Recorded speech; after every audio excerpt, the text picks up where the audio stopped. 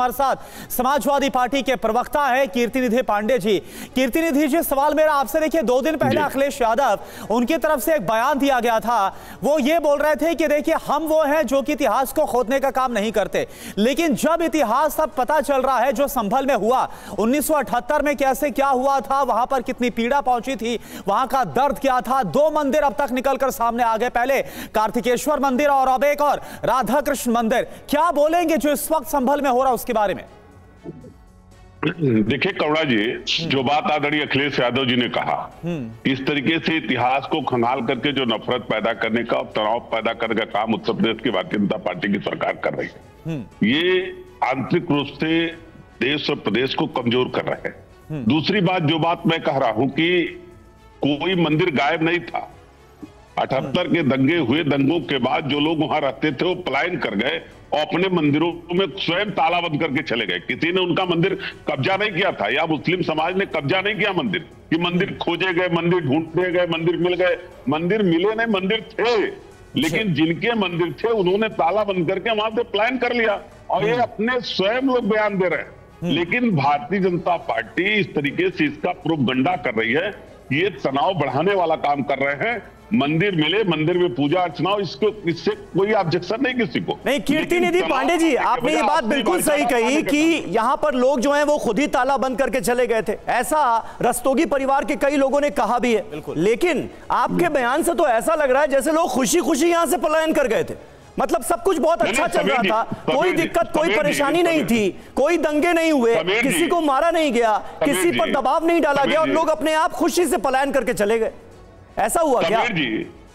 समीर जी, मैंने कहा कि 1978 के दंगों के बाद ऐसी परिस्थितियां बनी कि लोग वहां से पलायन कर गए। पलायन करने के बाद किसी ने उनका मंदिर कब्जा नहीं किया। मैं कह रहा हूं जिसके मंदिर थे, जो पलायन किए, वो अपने मंदिरों में स्वयं ताला लगा के गए। कभी आते थे तो साफ सफाई उसकी करते रहे हैं, लेकिन उस मंदिरों पे किसी ने कब्जा नहीं किया। मैं तो ये कह रहा हूं कि ये हिंदू मुस्लिम सिख ईसाई सबका देश है। आपसी भाईचारगी जब बनी रहेगी तभी ये देश आंतरिक रूप से मजबूत होगा। नहीं, लेकिन कीर्तिनिधि जी, एक सवाल ये भी है कि देखिए 46 साल के बाद ये मंदिर खुलता है। जो रस्तोगी परिवार है, एक परिवार तो वापस भी यहां पर पहुंचा हुआ और बता रहा है कि सच्चाई असलियत क्या थी। आपकी भी सरकार रही, समाजवादी पार्टी की सरकार रही, इस दौरान ऐसा माहौल क्यों नहीं बना कि ये परिवार वापस यहां पर आते, ये मंदिर उस दौरान खुलता? देखिए हमारी भी सरकार रही है, लेकिन सवाल यह है कि जो ये सरकार है भारतीय जनता पार्टी की, ये सरकार मंदिर और मस्जिद में ही उत्तर प्रदेश को, देश को उलझाना चाहती है भारतीय जनता पार्टी। सवाल यह है कि रोजगार के तरफ, विकास के तरफ, किसान के तरफ, नौजवान के तरफ बढ़ने की जरूरत है इस देश को अगर आगे ले जाना। यानी कीर्ति जी, आपका यह बोलना है जो अभी हो रहा है संभल में सब जानबूझकर किया जा रहा है, आपका यह कहना है? ये बिल्कुल कहीं न कहीं ये भारतीय जनता पार्टी साजिशन माहौल खराब करना चाहती है, और इस पूरे राजनीतिक घटनाक्रम तो हिंदू मुस्लिम की तरफ ले जाना चाहती है। शास्त्री जी, जो कुछ भी हुआ संभल में वो हमारी आंखों के सामने है। अब मंदिर मिलता है, 46 साल बाद कहा जा रहा है उसके ताले खुले हैं। कुछ लोग ये दावा कर रहे हैं कि भाई वो 2002 में भी आए, 2006 में भी आए, मंदिर खोला और फिर उसके बाद दर्शन करके वापस ताला लगाकर चले गए। अब इतने साल बाद फिर मंदिर खुला है। इसमें जो चीजें सामने आ रही हैं वो एक तरफ है, जांच होनी चाहिए कि ये मंदिर कितना पुराना है, कार्बन डेटिंग हो जाएगी, ऐसा ही बता देगी। लेकिन इसको लेकर जो माहौल बनाया जा रहा है, जिस तरह से इस मामले को लेकर हिंदू मुस्लिम किया जा रहा है, वो कहां तक जायज है? जो इस मुद्दे को लेकर राजनीति हो रही है वो कहां तक जायज है? आप हिंदू धर्मगुरु के तौर पर इसे कैसे देखते हैं? देखिए समीर जी, आप ये समझिए कि संभल है क्या चीज।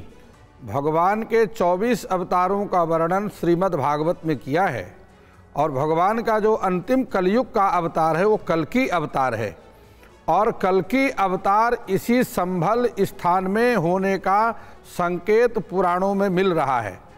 आप यह देखिए कि भगवान का जो कल्कि, जैसे भगवान राम का अयोध्या में अवतार हुआ, भगवान कृष्ण जी का मथुरा में अवतार हुआ, कल्कि अवतार जो भगवान का कलयुग में एक ही अवतार है भगवान के। अन्य युगों में चतुर्व्यूह अवतारों का वर्णन है, सतयुग में, त्रेता में, द्वापर में, लेकिन कलयुग में भगवान का एक ही अवतार है, और वह अवतार संभल में होगा। इसलिए भगवान के कल्कि अवतार का यह मूल स्थान है। यहाँ से भगवान जो अधर्मी हैं, पापी हैं, उनको नष्ट करते हुए, अधर्म का नाश करते हुए, धर्म की स्थापना करते हुए पूरी पृथ्वी पर भ्रमण करेंगे।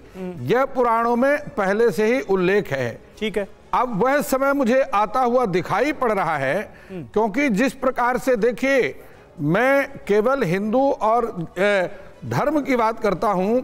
मोहम्मद साहब ने भी, जो पैगंबर साहब मोहम्मद जी थे, उनका भी जो उपदेश है मुसलमानों को, मुसलमान उस उपदेश से भी हट चुके हैं।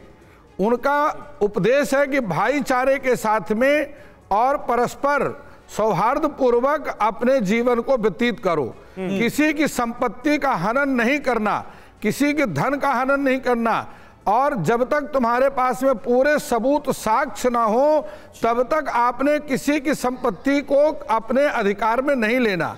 लेकिन मुसलमान अपने उस मोहम्मद साहब के उपदेश से, उनके द्वारा दिए गए संदेश को भूल करके, और उन्होंने अपना किसी ने सब संपत्ति पर कब्जा कर लिया।